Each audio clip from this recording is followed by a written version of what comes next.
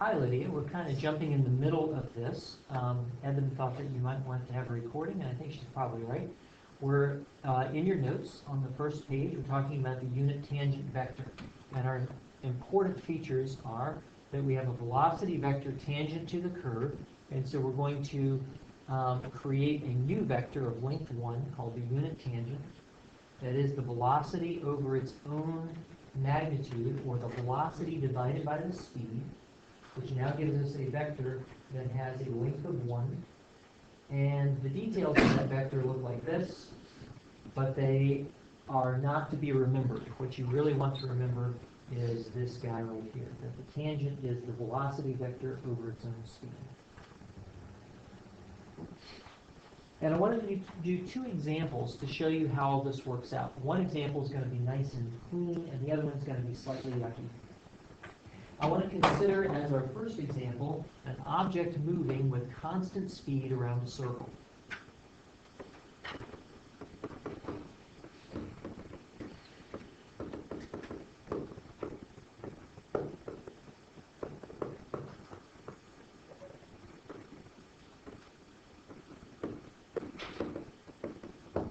So let's take an angular speed for the object to move at and call that omega. And let's make it positive just for the sake of doing that. So let omega be greater than 0. And so I can write now in parametric form or vector form, r equals r cosine omega t I plus r sine omega t j. And you can see we've done this several times now. This is going to be a circle of radius little r. We're going to be traversing counterclockwise with an angular speed of omega. And so if I wanted to form the unit tangent vector, I would start by forming the velocity vector. And the velocity vector is simply the derivative right here. That's going to give me r times the derivative of cosine omega t, or negative r omega sine omega t, I, plus r omega cosine omega t j. And the extra factors of omega, of course, come from chain rule. Is everybody comfortable with that so far? What is omega? What is omega? We call omega the angular speed, and it's really telling us the rate at which the angle changes with respect to time. The argument inside here is the angle theta that the object makes with due east. And so d theta dt is the same as d omega t dt, which is omega. Are we comfortable so far? We've seen this a lot. Now, if I want to construct the unit tangent, I'm going to have to divide v by its own magnitude, so we need to compute that magnitude. And the magnitude of v is going to be the square root of r omega sine omega t squared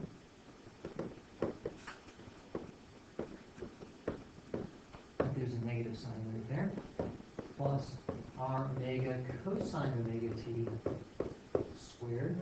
So, and now some magic happens, because when I square sine squared and cosine squared and add them, I get 1, which means that when the dust settles, the speed that the object is moving at is always r omega. Oh, that's beauties.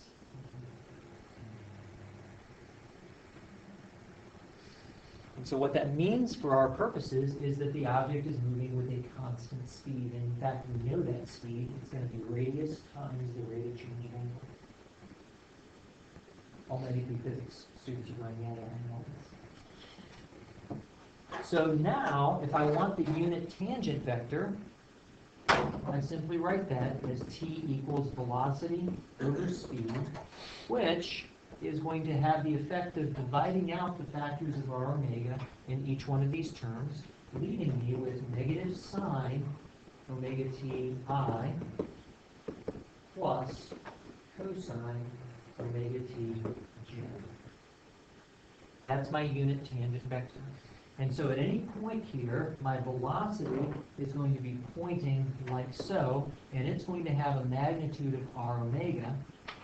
And the tangent vector is going to be just the direction of the velocity. Because the tangent vector is a unit vector, it gives me just direction.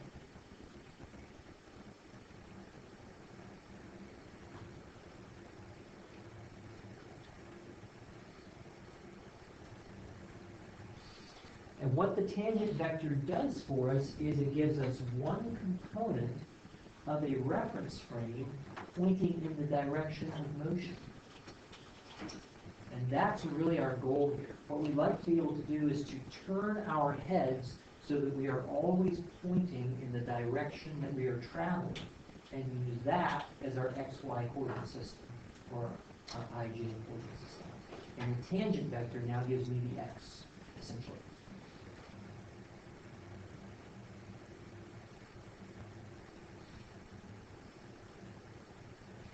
I'll tell you what, for the sake of time, instead of doing the second example, what I'm going to do is to go ahead and jump to the normal vector, and then I'll do our second example with tangent and normal together.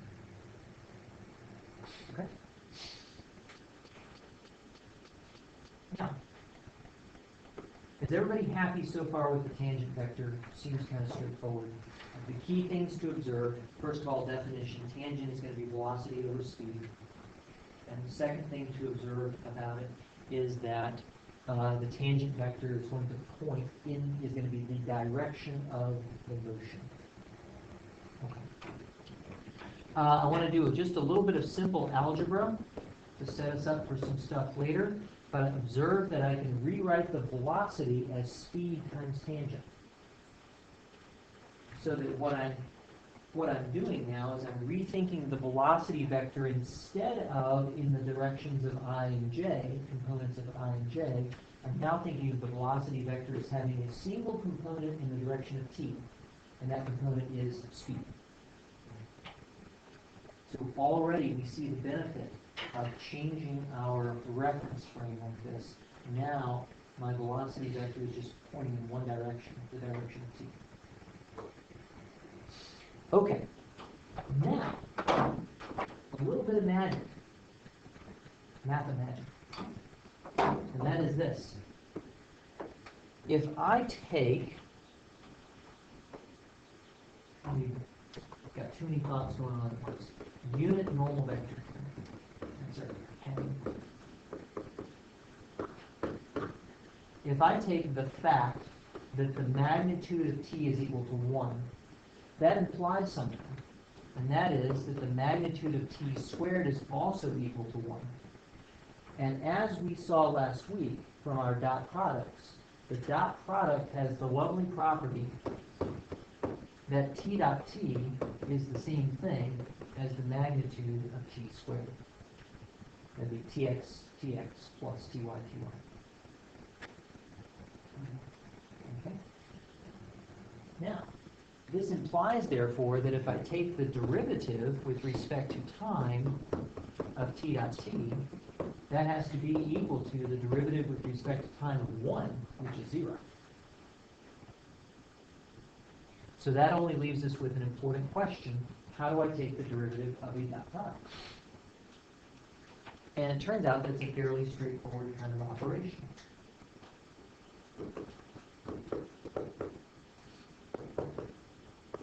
Suppose that a and b are functions of time t, and I take the derivative right here, set that up with the limit definition, and that as h goes to 0, of a t plus h, b t plus h, minus a t b of t. These are dot products between these two vectors, all of that over h. And now I can use the same adding 0 trick that I did for scalar functions. I can add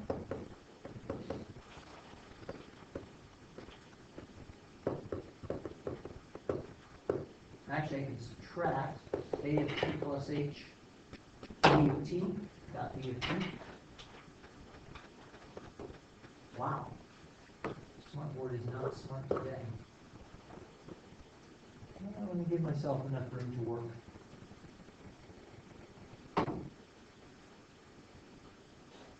I can I think I'm going to need to move all of that down so that I have enough room to work. I can subtract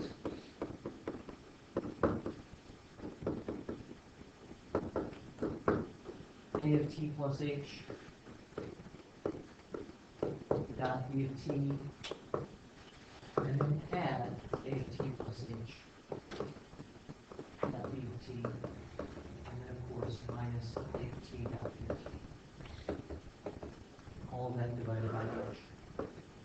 You guys remember doing the adding zero trick for product rule before? And so when the dust settles, what I get is the limit as h goes to 0 of the A of t plus h comes to the outside because of the linearity of the dot product.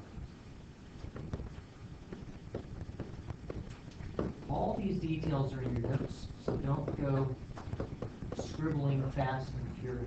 Instead, just kind of watch.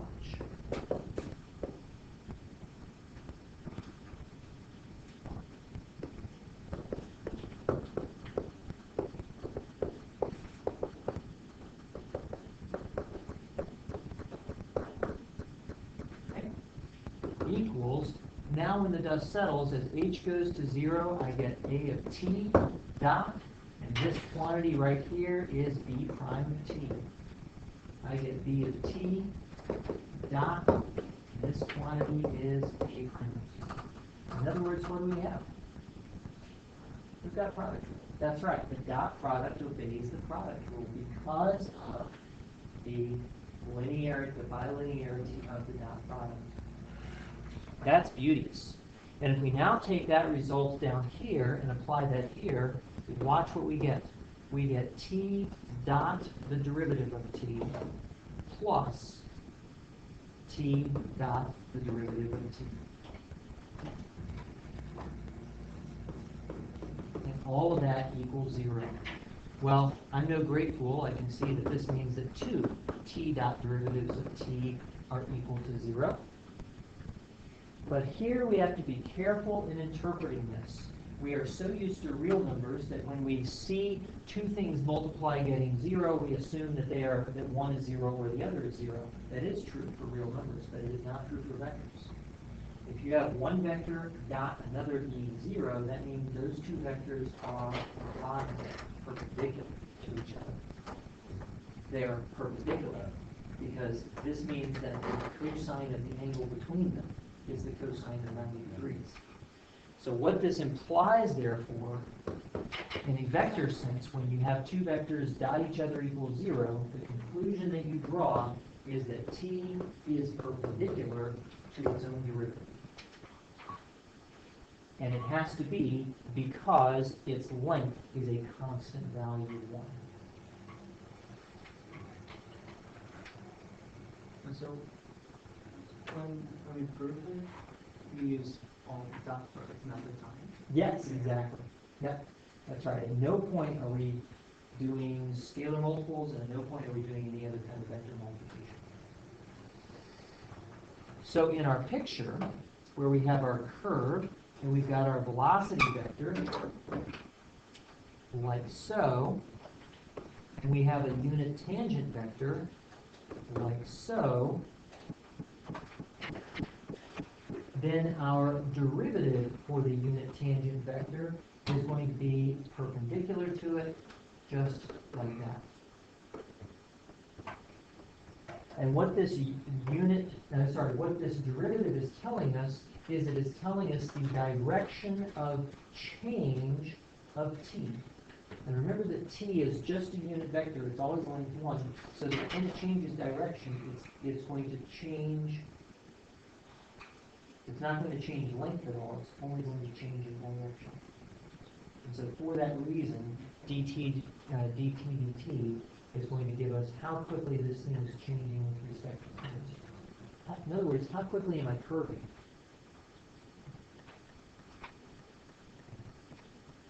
So now the only thing that's left in order to turn this into a legitimate coordinate system is for me to take dt dt and make it of length 1.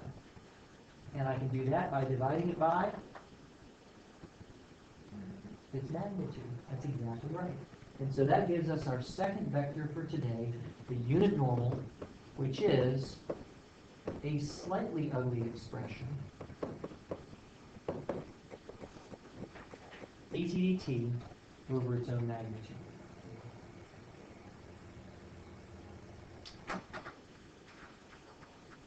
Now the key points to remember about this whole thing. First of all, the unit tangent is the velocity divided by the speed. That gives us the direction in the direction of motion. Second of all, that unit tangent has a length of 1, so its derivative must be perpendicular to itself. And so that gives us a vector that is perpendicular to the direction of motion. And then when I normalize it by dividing it by its own magnitude, I get a unit vector in that second direction. Isn't it just saying that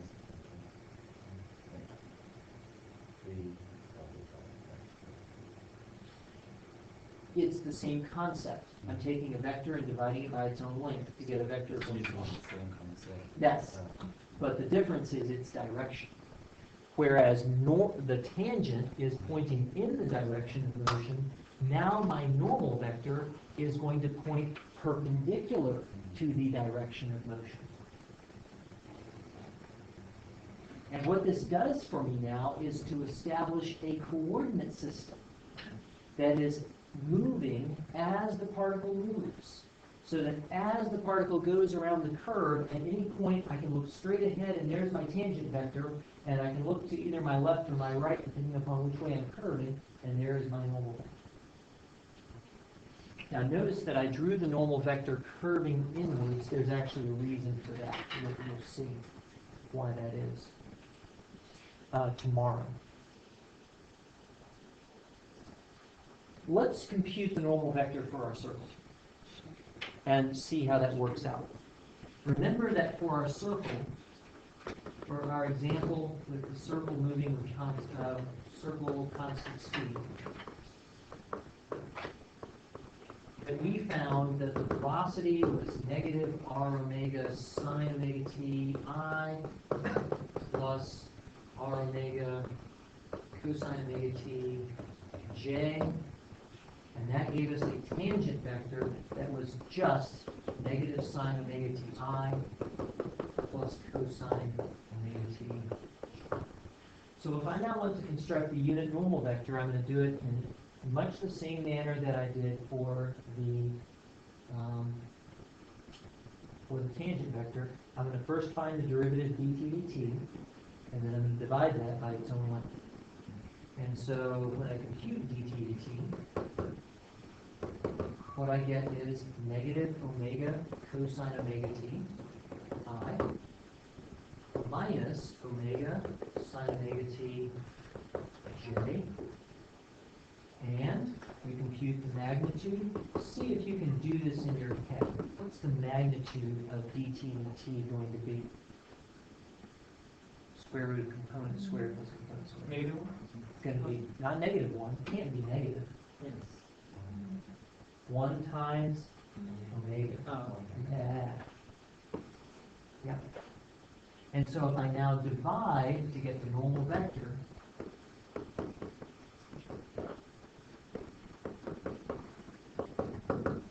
then the factors of omega cancel out. Look what I end up with. It's really interesting.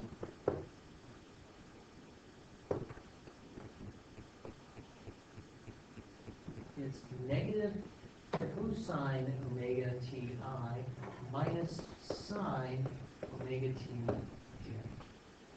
Just like that. And you can check that that has a magnitude of 1, not omega. See? And here's the really interesting thing about it. If you remember where we started with r equals, position equals r cosine omega ti plus r sine omega t j. This looks very, very similar to that, except that each component is negative and it's not multiplied by r. so that the normal vector is actually equal to negative r over the radius of the circle. How do What's that? So how the negative cosine, negative sine, omega converted to negative r? Remember, this is how we started. But it has different signs. Yeah. So divide by r, multiply by negative 1, and you get exactly this. Oh. Yeah. So I'm not converting it. What I'm doing is observing that it just so happens that this is the case. In other words, what we learned from this is that for a circle, the tangent is always perpendicular to the radius. Oh, we knew that already. Aha.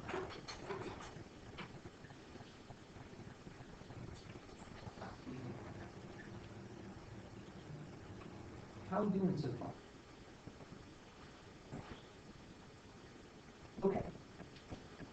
Now, here's the prize. And after this, we'll do a second example. Here's the prize. As we move around the curve, let me draw my curve again and put the tangent and normal vectors in. As we move around the curve, the tangent and normals are can now function just like I and j, because they both have length 1 and they're both perpendicular to each other. And because of that, they can form a coordinate system or a system of basis vectors, so that I can rewrite any vector in terms of tangent and normal. And in particular, I'm interested in the acceleration vector. When I go around the curve like this, remember that the acceleration vector is the derivative of the velocity. And remember that we said, unlike the velocity, it does not go tangent to the direction of motion, but instead it's going to point off in some other direction here.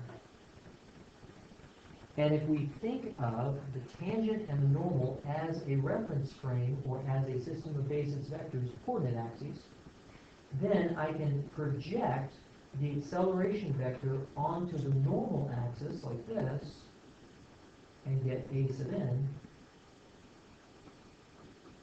And I can project the acceleration vector onto the tangent axis like that and get a sub t. And this will now give me the component of the acceleration in the direction that I'm already traveling, and the component of the acceleration that is perpendicular to the direction that I'm already traveling. And tomorrow, we're going to investigate the properties of those two components and discover that they tell us different things about the motion of the particle. How do we do that? Well, actually, that's fairly easy. We already know how to do a projection. The acceleration vector in the direction of the tangent is going to be a dot t over size t squared times the tangent vector. But the magic of the tangent vector is that its size is 1, so that these guys become invisible, and I end up with a simple computation. The acceleration vector, the acceleration projection in the direction of tangent is just a dot t times t. What is t? What's that? Are those things where those AP over? Somebody didn't read his handout on projections. Isn't there also t times t also going to be equal to 1 since it's t squared? Great. I'm glad you mentioned that, because this is always confusing for students. Did everybody catch his question? What he's thinking isn't this just a times t, and t times t is 1, and there you go, right? That's the wrong way to read this. A dot t is a scalar product between two vectors, and this is going to give me some number. And t is a vector, it's a direction. So you want to think of this guy right here as a vector, and this guy right here is going to be its length. So it's magnitude. Magnitude and direction, very good, that's right.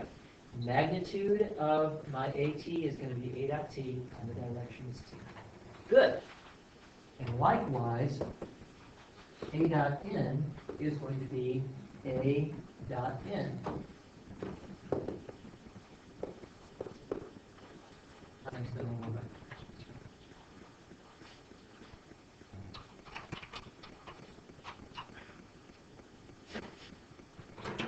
Let me give you a really simple example here. Let's suppose that I find out somehow that my acceleration vector is 3i plus 4j. Okay? And what that means is that it's 3 over and 4 up, right? But now let's suppose that I find also that my tangent vector is 1 over root 2i plus 1 over root 2j. And let's suppose that I find out that my normal vector is negative 1 over root 2i plus 1 over root 2j, just like that. Okay? Notice that tangent dot normal is 0. I get negative 1/2 plus positive 1/2 equals 0. And notice that the size of both of these is equal to 1, so I haven't cheated. So now I can resolve acceleration in terms of these two vectors as A dot T times T is going to be equal to 3 over root 2 plus 4 over root 2